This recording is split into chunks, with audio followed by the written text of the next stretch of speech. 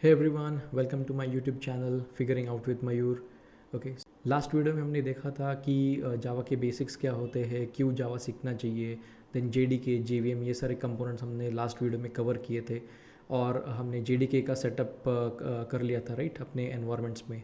ठीक है, सो अभी इस ट्यूटोरियल में हम सीखेंगे अपना first application, that is the hello world application. ठीक है,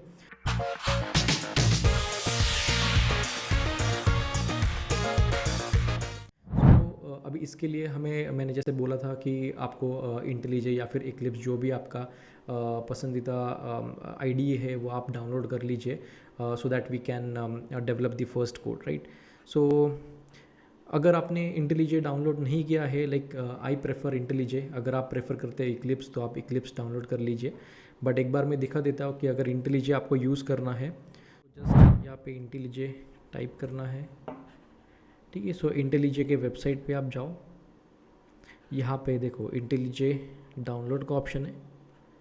सो एक्चुअली इंटेलिजे ये काइंड ऑफ एडवांस आईडी है राइट। सो इक्लिप्स वगैरह ये सब पुराने हो गए, बट इंटेलिजे में आपको ऐसे ऐसे फीचर्स मालूम पड़ेंगे जैसे आप यूज़ करोगे तो वेरी इंटरेस्टिंग फीचर्स जो हम एक्सप्लोर करेंगे जैसे हम डेवलपमेंट करते जाएंगे। ठीक है, सो आप ये EXE डाउनलोड कर लेना और जैसे ये EXE डाउनलोड होता है आप डायरेक्टली इंटेलिजे आप ओपन कर सकते हो। ठीक है, सो यहाँ पे अभी इंटेलिजे हमारा स्टार्ट हुआ है तो बढ़ते अपने फर्स्ट प्रोग्राम की तरफ, हेलो वर्ल्ड। ठीक है, so like I just create a new project over here. तो मैं देता हूँ इसे लाइक फर्स्ट हेलो वर्ल्ड। ठीक है, सो इसका लोकेशन आपको जहाँ प्रोजेक्ट को सेव करना है वो लोकेशन दीजिए, आपका जावा इंटेलिजे। ठीक है, ये सब सेटिंग सेम रहेगा। सी JDK राइट, जो हमने इंस्टॉल किया था JDK का वर्जन, तो ये 17 वर्जन यहाँ पे ऑटोमेटिकली डिटेक्ट हो गया है। अगर यहाँ पे नहीं आता है तो आप यहाँ पे मैन्युअली जाके सिलेक्ट कर सकते हो। ठीक है, तो ये लैंग्वेजेस सपोर्टेड जैसे देखो जावा, कॉटलिन, ग्रूवी, जावास्क्रिप्ट एक्सेट्रा, और भी आप लैंग्वेजेस ऐड कर सकते हो इंटेलिजे के अंदर। ठीक है, सो यहाँ पे हम ये क्रिएट करते हैं हमारा basic first hello world project. Okay yes, okay ठीक है। सो मैं इसी विंडो के अंदर यहाँ पे ओपन हुआ। ठीक है, सो देखिए अभी जैसे इंटेलिजे मैंने बताया कि बहुत एडवांस्ड है, तो जैसे मैंने एक प्रोजेक्ट क्रिएट किया वैसे ही उन्होंने एक जो कोड स्निपेट होता है मेन का, तो वो हमें यहाँ पे दे दिया राइट। उन्होंने एक SRC फोल्डर भी क्रिएट कर दिया, एक मेन क्लास भी क्रिएट कर दिया। ठीक है, सो फिलहाल के लिए मैं ये डिलीट कर देता हूँ और हम हमारा कस्टमाइज्ड एक मेन क्लास लिखते हैं जो हमारा फर्स्ट प्रोग्राम है। तो यहाँ पे मैं क्लिक करता हूँ Java class, new Java class. ठीक है, SRC के अंदर, और यहाँ पे मैं देता हूँ हेलो वर्ल्ड। ठीक है, एंटर। तो ये मेरा अभी एक क्लास क्रिएट हो गया। ठीक है, तो व्हाट इज़ क्लास और ये सब पैकेजेस और ये सब हम आगे जाके सीखेंगे। ठीक है, सो अभी बढ़ते हैं हमारा first program, that is public static void main. ठीक है, और यहाँ होता है स्ट्रिंग आर्ग्यूमेंट्स, और यहाँ पे मैं कुछ प्रिंट करता हूँ, system dot out dot print LN, और यहाँ पे लिखता हूँ मैं हेलो वर्ल्ड। ठीक है, अभी इसे रन करते हैं। So run hello world main method.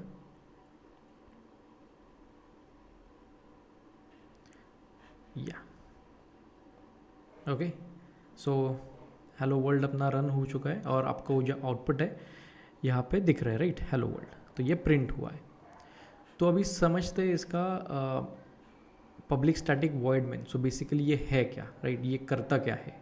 Okay, so main method. So main method basically ये ही सिंटैक्स क्यों चाहिए हमें। सो मेन क्या होता है, ये होता है एंट्री पॉइंट, हमारे जावा का एंट्री पॉइंट, या फिर आप बोल सकते हो कि जब JVM एग्जीक्यूट करने लगता है हमारा कोड तो वो सर्च करता है ये मेन मेथड के लिए। ठीक है, बिकॉज जो हमारा JVM है उसके अंदर ऑलरेडी ये डिफाइंड है मेन मेथड। ठीक है, सो हम इसको कस्टमाइज़ नहीं कर सकते, क्योंकि अगर इसको हम कस्टमाइज़ करेंगे तो JVM को ये मेन मेथड मिलेगा नहीं।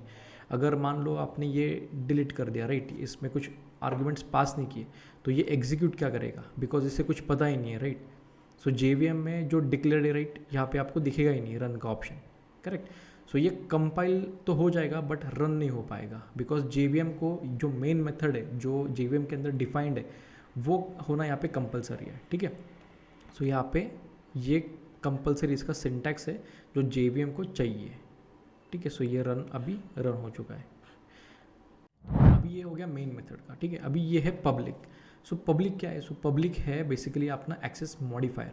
तो ये क्या डिनोट करता है कि ये जो मेथड है ये ग्लोबली आप कहीं से भी कॉल कर सकते हो, राइट। अगर इसको मैं प्राइवेट करूँ, अगर मैंने इसको प्राइवेट किया तो ये JVM को आइडेंटिफाई नहीं होगा कि ये मेथड है कहाँ एग्जैक्टली, राइट।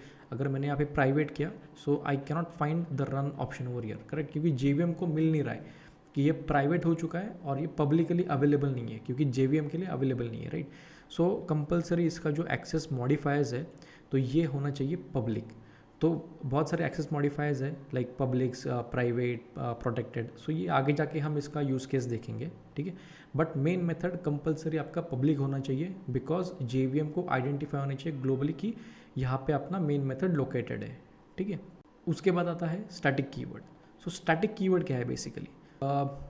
लाइक JVM को without instantiating a class it can call this main method. मतलब ये क्लास इंस्टेंशिएट किए बगैर, मतलब अननेसेसरी वेस्टेज ऑफ मेमोरी हो जाएगा अगर हम इसका ऑब्जेक्ट क्रिएट करेंगे और फिर JVM कॉल करेगा। सो इंस्टेड ऑफ दैट ये स्टैटिक कीवर्ड यूज़ करते हैं JVM के ऑपरेशंस में, so that it is easy to call and ये वेस्टेज ऑफ मेमोरी जो है जो ऑब्जेक्ट क्रिएशन का है वो यहाँ पे बच जाता है, ठीक है। So static keyword is compulsory to invoke this main method. Next comes the void keyword. So अभी वॉइड कीवर्ड मतलब क्या? वॉइड मतलब don't return anything to JVM, okay. So इसका कंसेप्ट क्या है? So basically whenever JVM calls this main method, जब भी अपना मेन मेथड कॉल होता है और अपना प्रोग्राम एग्जीक्यूट होता है, एग्जीक्यूट होने के बाद वो टर्मिनेट हो जाता है, correct. If you can see over year कि अपना कोड यहाँ पे टर्मिनेट हो चुका है, correct. It is not in running mode, ये टर्मिनेट हो चुका है। So what will the JVM do with its return value? चाहे तो हम यहाँ पे इंटीजर, स्ट्रिंग वगैरह अगर मैं लिखूँ भी, कुछ रिटर्न भी करूँ, तो टर्मिनेट होने के बाद JVM वो रिटर्न वैल्यू के साथ क्या ही करेगा, correct. So that is why we always return void to this main method. फिर आता है आपका स्ट्रिंग आर्ग्यूमेंट्स, ठीक है। ये क्या होता है? अभी बेसिकली ये होते हैं हमारे कमांड लाइन आर्ग्यूमेंट्स, ओके। तो अभी यहाँ पे एक ही चीज़ हम कस्टमाइज़ कर सकते हैं जो कि है इसका नाम। ये ARGS जो लिखा है मैंने, ये वेरिएबल का नाम, या आप कुछ भी दे सकते हो, ये भी दे सकते हो, आप हेलो भी दे सकते हो, कोई भी दे सकते हो, इसका कोई इशू नहीं है, ठीक है। आप इसको मॉडिफाई कर सकते हो, बट अदर देन दैट जो भी आपको मेन मेथड के अंदर ये कीवर्ड्स दिख रहे हैं, ये आप इनको नहीं चेंज कर सकते। आप हाँ पब्लिक स्टैटिक का स्टैटिक पब्लिक वगैरह कर सकते हैं, but not other than that, ठीक है। अगर मैं यहाँ पे स्टैटिक पब्लिक करूँ, ठीक है, सो दिस इज़ फाइन, ये रन हो जाएगा, ठीक है। बट दूसरा चीज़ आप यहाँ पे कोई एडिट नहीं कर सकते हो, जैसे वॉइड की जगह इंट रिटर्न किया या फिर मेन को आपने रीनेम कर दिया, ठीक है। ये सब चीज़ आप यहाँ पे कस्टमाइज़ नहीं कर सकते हो, ओके। सो ये कमांड लाइन आर्ग्यूमेंट्स होते क्या है? दिस स्ट्रिंग आर्ग्यूमेंट्स, ठीक है। तो जैसे मैंने बोला कि आपका कोड जहाँ पे कंपाइल होता है वहाँ पे क्लास फाइल भी बनता है, करेक्ट। सो अभी लेट्स सी कि यहाँ पे वो ये जावा फाइल्स के पास जाते हैं हम लोग। तो मैं यहाँ पे करता हूँ ओपन इन एक्सप्लोरर, ठीक है। फर्स्ट हेलो वर्ल्ड SRC के अंदर, ठीक है। यहाँ पे हेलो वर्ल्ड का अपना फाइल है, तो मैं यहाँ पे ओपन करता हूँ CMD। तो इसका मीनिंग ही क्या है? कमांड लाइन आर्ग्यूमेंट है, करेक्ट। यहाँ पे ये जो इसका डिस्क्रिप्शन है, ये जो आर्ग्यूमेंट्स है, इसको बोलते हैं कमांड लाइन आर्ग्यूमेंट्स। तो इसका मीनिंग क्या है? अभी मैं यहाँ पे लेट्स से कोई प्रिंट करता हूँ, लेट्स से यहाँ पे प्लस, तो ये बेसिकली क्या है? Array, right, string of arrays. तो मैं यहाँ पे क्या करता हूँ?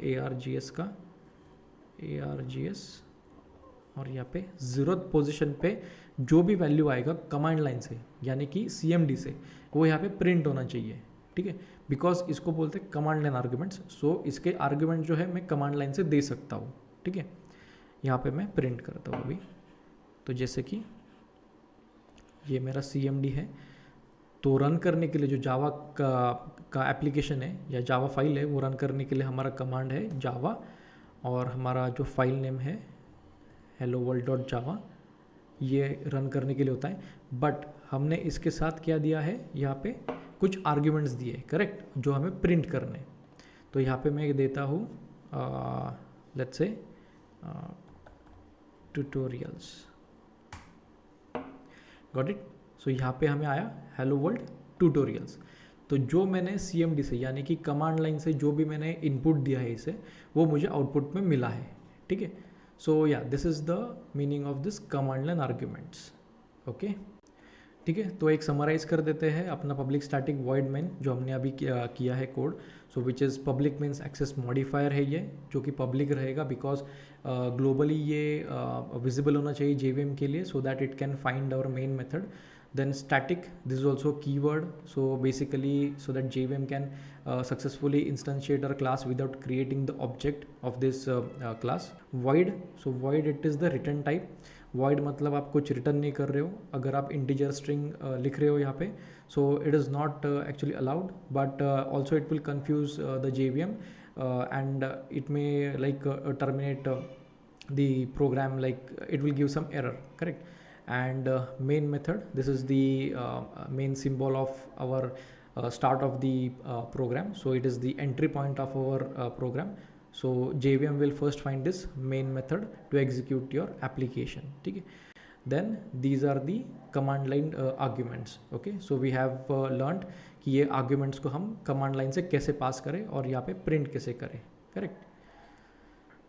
Then आता है अपना system.out.println। सो system.out.println ये क्या करता है कि जो भी आपने जो यहाँ पे आर्ग्यूमेंट्स दिए या फिर जो भी आपने स्ट्रिंग दिया है, यहाँ पे आप प्रिंट कर सकते हो, ठीक है। So that was our first hello world program. So आपको एक असाइनमेंट देता हूँ मैं, आपको जो करना है, सो बेसिकली ये आर्ग्यूमेंट्स जो है, सो आप ट्राई करो कि यहाँ पे मल्टीपल आर्ग्यूमेंट्स कैसे पास करें, राइट। मुझे आप एक असाइनमेंट करो कि 3 to 4 आर्ग्यूमेंट्स यहाँ पे पास होने चाहिए थ्रू कमांड लाइन, ओके। सो ये एक असाइनमेंट आप कर लो। आपको डाउट है regarding previous video for the JDK और इस वीडियो के रिलेटेड कोई भी आपको डाउट है तो आप कमेंट सेक्शन में आप आपकी क्वेरी डाल सकते हो। So we will like discuss it in our next video and we will figure it out. Okay guys, so that's it for today and thank you for watching till here. So do like and subscribe to my YouTube channel.